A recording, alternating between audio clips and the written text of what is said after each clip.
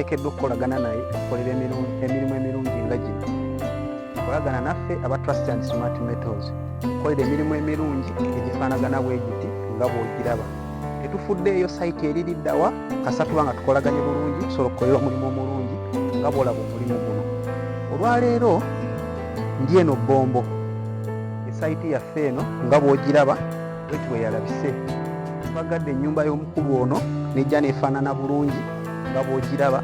Kuliko ekisenge kiri, kuliko na kino, kuliko na luno oluggi lwa main nga bw'olulaba lwafaananye bwe ruti mu design ennungi ennyo. Kale twagamba nti enkola y'okukola enzigi ezeggula tugenda tugiddibya egenda evaawo okuggula oluggi olutwala space ya veranda lubeera nga lugimazeewo. Enzigi kati ennaku zino eziriko tukola za sliding nga bw'olaba oluggi luno bwe lutambula bwe ruti.